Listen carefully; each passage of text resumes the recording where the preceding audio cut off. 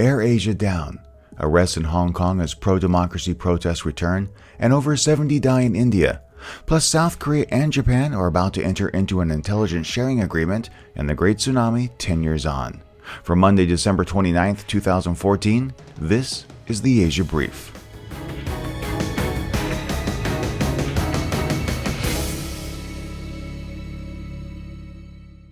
AirAsia Flight QZ8501, operated by its Indonesia subsidiary, lost contact with flight control operations about 42 minutes after takeoff. The plane was en route from Surabaya, Indonesia to Singapore Sunday when it asked for permission to deviate from its planned course because of inclement weather. 162 people were on board, and the plane is believed to be down somewhere in the area of Belitung. For additional updates on this story, please follow @Asia News Weekly on Twitter. Hong Kong police arrested 12 as pro-democracy demonstrators returned to the Mong Kok neighborhood where hundreds had camped out for more than 2 months. Police used pepper spray and batons in overnight clashes last week, and they arrest demonstrators on charges ranging from assaulting a police officer to failing to produce identification.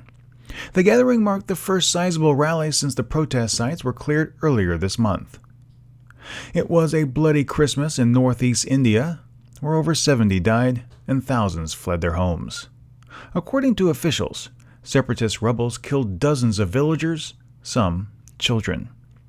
More than 2,000 villagers had sought shelter in relief camps. People are, of course, scared and worried about the violence flaring up again, a state welfare official told the AFP on condition of anonymity. The tea-growing state of Assam has seen violent land disputes between the indigenous Bodo people, Muslim settlers, and rival tribes. Police blamed last week's attacks on the outlawed National Democratic Front of Bodoland, which they say has waged a violent decades-long campaign for an independent home for the Bodo people. Officials say the death toll has climbed to 72, and parts of the region remained under curfew. Prime Minister Modi called the attack an act of cowardice, while President Mukherjee condemned the attacks on his Twitter account, saying, quote, "Such acts of terror and violence must be put down with a firm hand," end quote. A villager at one of the camps said that he had left everything behind and was scared to go back. Quote, "I want to go back because all of my things are lying there, but I am scared that if I go back to the village, they will come back again," end quote. South Korean officials say Seoul, the United States, and Japan have agreed upon a trilateral intelligence sharing pact to deal with North Korea's missile and nuclear programs. The proposed plan would enable the three allies to quickly respond to any North Korean provocation at a time of increasing tensions. The agreement to be signed on Monday is only one between the nation's respective defense ministries and won't be signed by the heads of state. Under the plan, Japan and South Korea would share information, but only through the United States, which would be acting as an intermediary. A comprehensive intelligence sharing plan was set to go into effect nearly 2 years ago, but was shelved due to intense public criticism in Seoul. On December 26, 2004, the Indian Ocean tsunami killed more than 220,000 people in 14 different countries.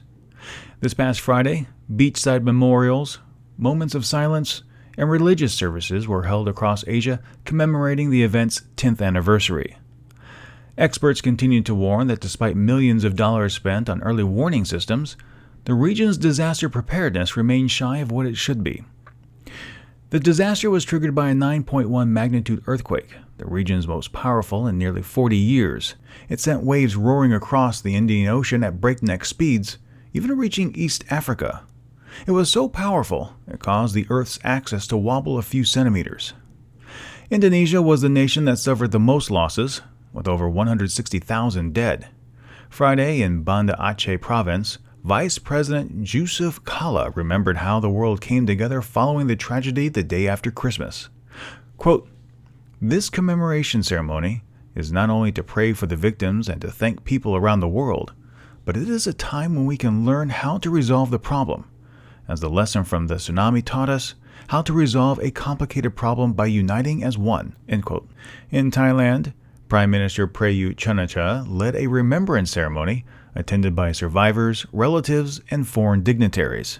He said, quote, "The great loss at the time is a reminder for everyone to be well prepared for natural disaster and learn how to protect ourselves, lessen the damage and losses in the future, as well as enhance efficient warning system and disaster mitigation efforts."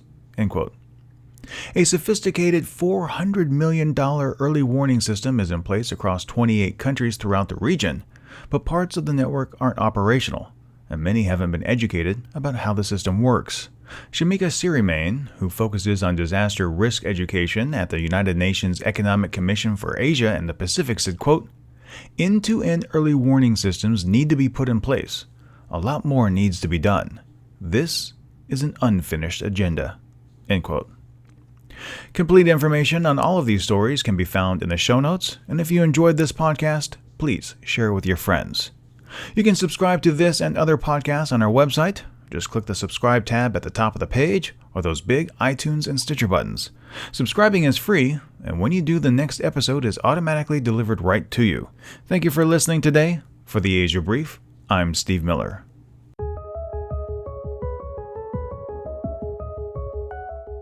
The Asia Brief is licensed under a Creative Commons Attribution 4.0 International License.